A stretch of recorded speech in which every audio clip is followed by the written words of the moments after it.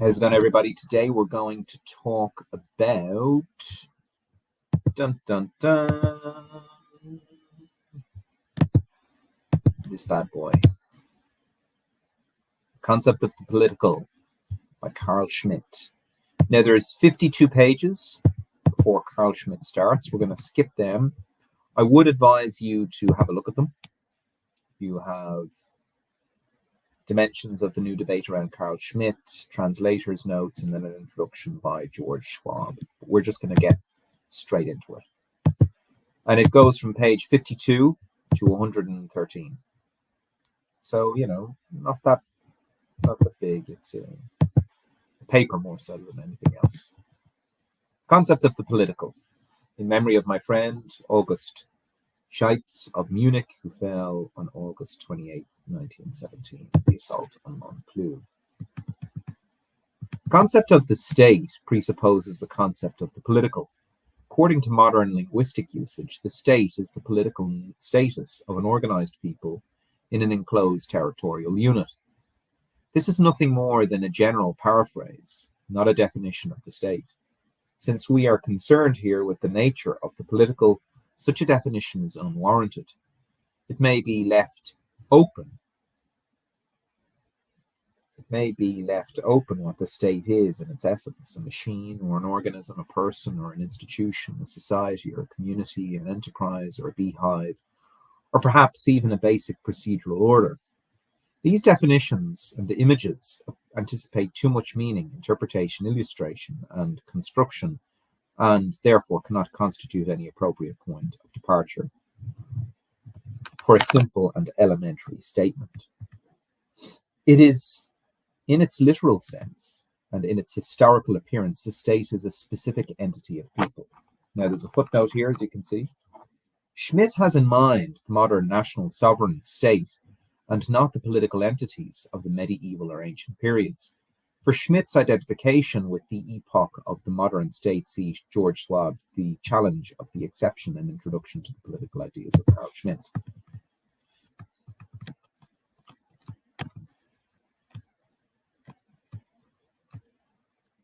Also, George Schwab, enemy oder foe, der Konflikt der modern Politik. Okay.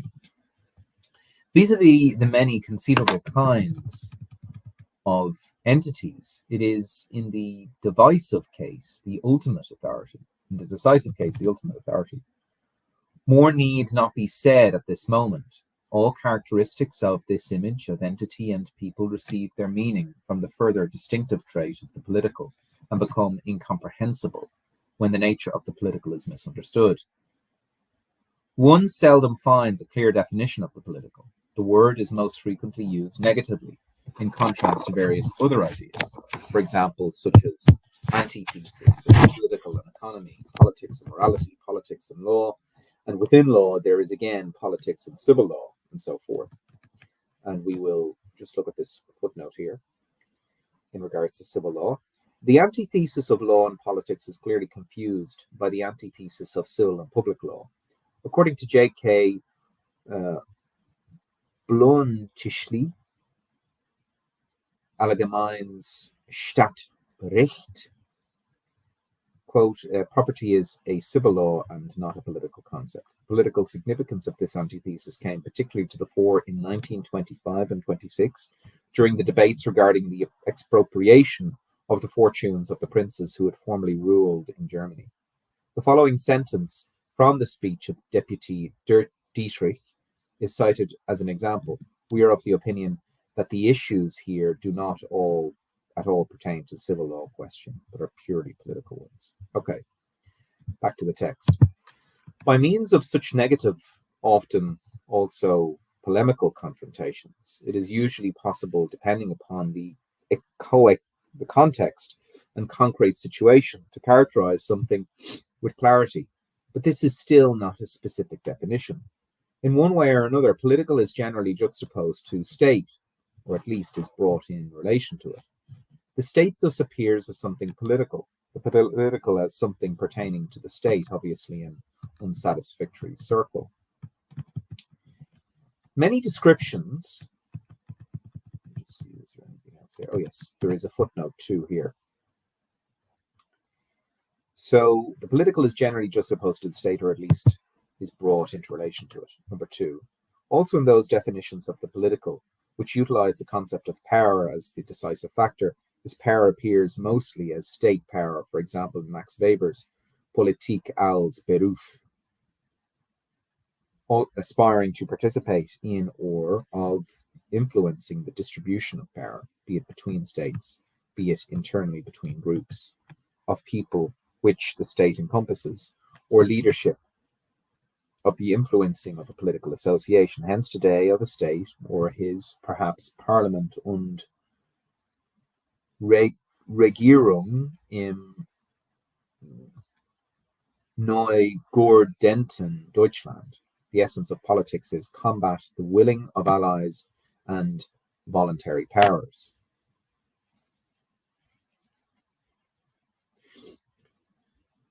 Treipel says, quote, until recent decades, politics was still plainly associated with the study of the state. In this vein, Weitz characterizes politics as the learned discussion of the state with respect to the historical development of states on this whole, as well as their current condition and needs. Treipel then justly criticized the ostensibly non-political, purely juristic approach of the Gerbenland school and the attempt at its continuation in the post-war period. Nevertheless, Treipel had not yet recognized the pure political meaning of this pretense of an apolitical purity, because he subscribes to the equation politics state, as will still be seen below, designating the adversary as political and oneself as non-political. He is in actuality a typical and unusual, insensitive way of pursuing politics. Okay. So this is where we were. The state thus appears as something political, the political as something pertaining to the state, obviously an unsatisfactory circle. Many such descriptions of the political appear in professional juridic literature. Insofar as these are not politically polemic, they are of practical and technical interest and are to be understood as legal or administrative decisions in particular cases. These then receive their meaning by the presupposition of a stable state within whose frameworks they operate. Thus, there exists, for example, a jurisprudence and literature pertaining to the concept of the political club or the political meeting in the law of associations. Furthermore, French administrative law practice has attempted to construct a concept of the political motive, with whose aid political acts of government could be distinguished from non-political administrative acts, and thereby removed from the control of administrative courts. So, number 3, here we go. For the criterion of the political furnished here, friend-enemy orientation, I draw upon the particularly interesting definition of the specifically political act de gouvernement, which Dufour has advanced, quote, defining an act of government is the purpose to which the author addresses himself. Such an act aims at defending society itself, or as embodied in the government, against its internal or external enemies, overt or covert, present or future. Such accommodating definitions serve the needs of legal practice. Basically, they provide a practical way of delimiting legal competencies of cases which a state in its legal procedures, they do not in the least aim at a general definition of the political. Such definitions of the political suffice, therefore, for as long as the state and the political public institutions can be assumed as something self-evident and concrete. Also, the general definitions of the political, which contain nothing more than additional references to the state, are understandable, and to that extent also intellectually justifiable, for as long as the state is truly a clear and unequivocal eminent entity confronting non-political groups and affairs. In other words, for as long as the state possesses the monopoly in politics. That was the case where the state had either, as in the 18th century, not recognized society as an antithetical force, or, at least, as in Germany in the 19th century and into the 20th, stood above society as the stable and distinct force. The equation, state equals politics, becomes erroneous and deceptive at exactly the moment when state and society penetrate each other. What had been up to at that point affairs of state become thereby social matters, and vice versa. What had been purely social matters become affairs of state and must necessarily occur in a democratically organized unit. Heretofore, ostensibly neutral domains, religion, culture, education, the economy, then cease to be neutral in the sense that they do not pertain to state and to politics. As a polemical concept against such neutralizations and depoliticizations of important domains appear the total state, which potentially embraces every domain. This results in the identity of state and society. In such a state, therefore, everything is at least potentially political. And in referring to the state, it is no longer possible to assert for it specifically political characteristics. The development can be traced from the absolute state of the 18th century via the neutral non-interventionist state of the 19th century, of the 19th, to the total state of the 20th. So let's go to footnote 4. Okay, that's pretty simple, yeah.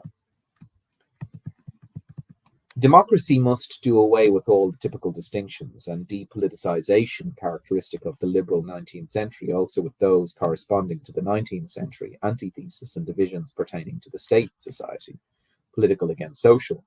Contrast namely the following among numerous other thoroughly polemical and thereby again political antitheses.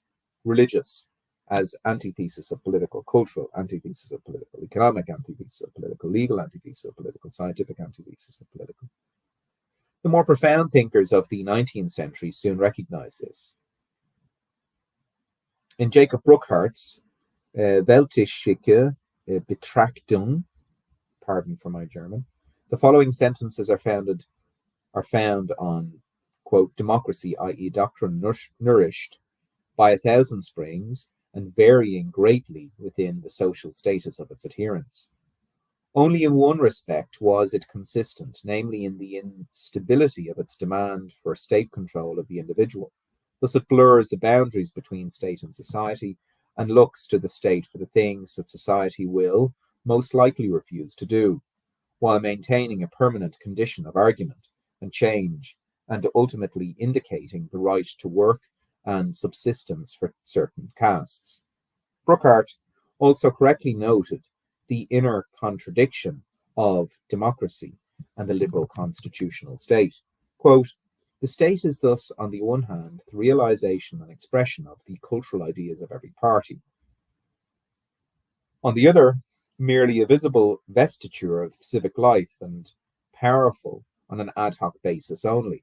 It should be able to do everything, yet allowed to do nothing. In particular, it must not defend its existing form in any crisis. After all, what men want more than anything else is to participate in the exercise of its power. The state's form thus becomes increasingly questionable and its radius of power even broader. German political science originally maintained, under the impact of Hegel's philosophy of the state, that the state is qualitatively distinct from society and higher than it. A state standing above society could be called universal but not total, as that term is understood nowadays, namely as the polemical negation of the neutral state, whose economy and law were in themselves non-political. Nevertheless, after 1848, the qualitative distinction between state and society, to which Lorenz, von Stein, and Rudolf Geist still subscribed, lost its previous clarity. Notwithstanding certain limitations, reservations, and compromises, the development of German political science, whose fundamental lines are shown in my treatise on Proust, Hugo Proust, follow the historical development towards the democratic identity of state and society. An interesting national liberal intermediary stage is recognizable in the works of Albert Hanel. Quote, to generalize the concept of state altogether with the concept of human society is, according to him, a, quote, downright mistake. He sees in the state an entity joining other organizations of society but of a special kind which rises above and is all-embracing.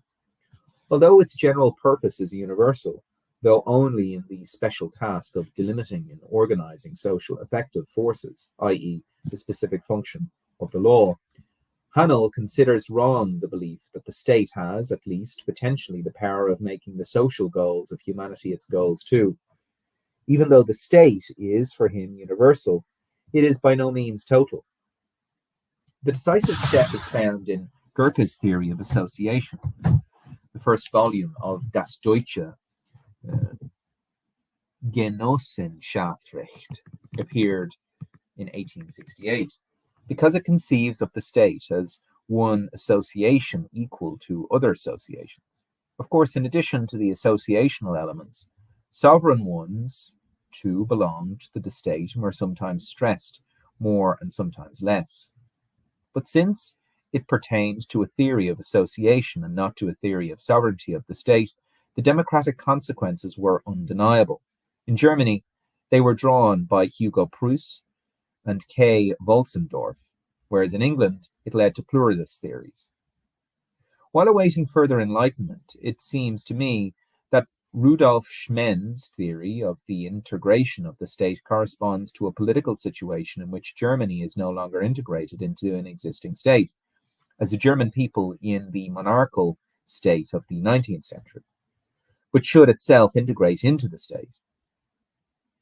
That this situation necessitates the total state is expressed almost most clearly in Schmidt's remark about the sentence from H. Trisser 1918 dissertation on Montesquieu and Hegel.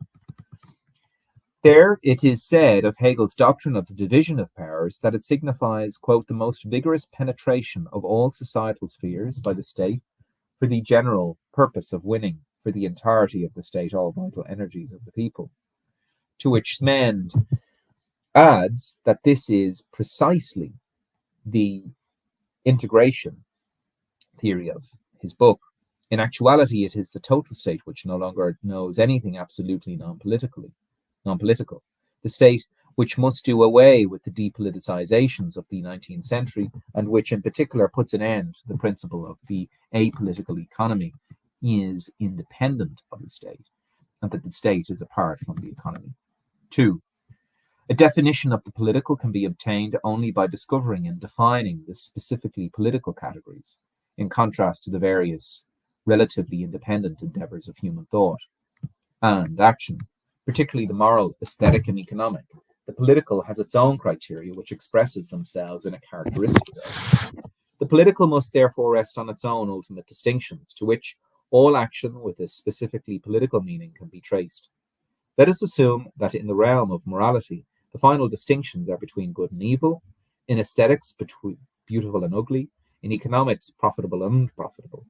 The question then is whether there is also a special distinction which can serve as a simple criterion of the political and of what it consists. The nature of such a political distinction is surely different from that of those others. It is independent of them and as such can speak clearly for itself. The specific political distinction to which political actions and motives can be reduced is that between friend and enemy. And that is clear shot from Schmitt. And we'll read the star. Schmitt identified himself with the epoch of the national sovereign state, with its jus publicum Europeanum. He used the term friend and the enemy, and not foe, and not the foe sense.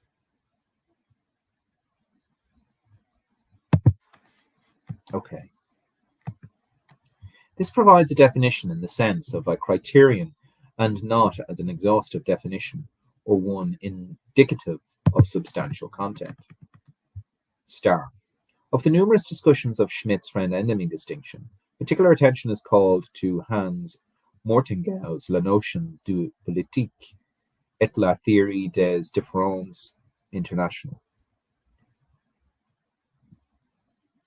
Page 35. The critique contained therein and Schmitt's influence on him is often implied in Mortingau's subsequent writings. Okay.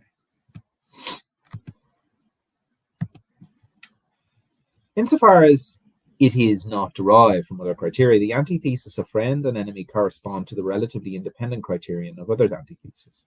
Good and evil in the moral sphere, beautiful and ugly in the aesthetic sphere, and so on. In any event, it is independent, not in the sense of a distinct new domain, but in that it can neither be based on any one antithesis or any combination of other antitheses, nor can it be traced to these.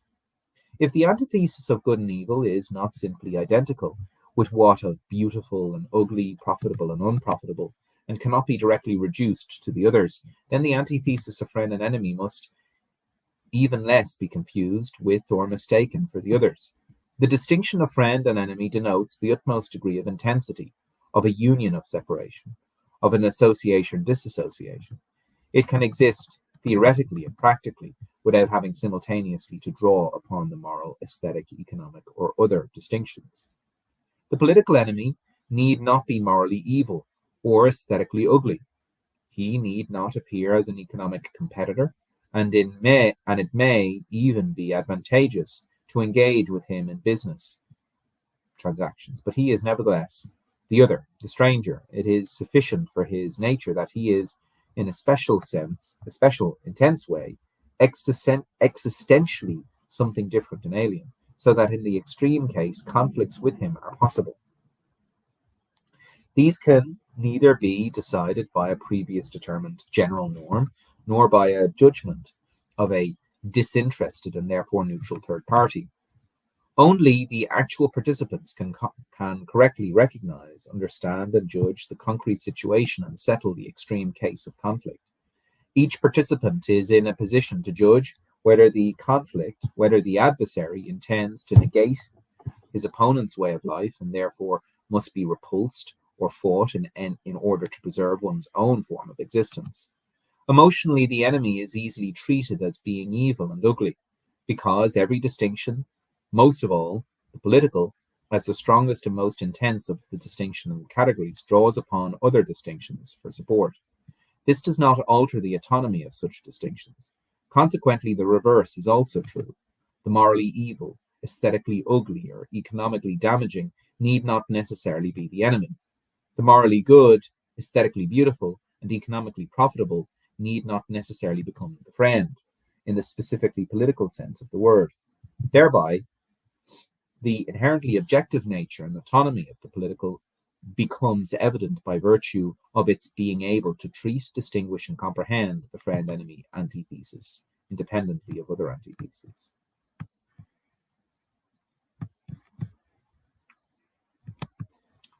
Okay, so next time we will pick up with section 3. See you later.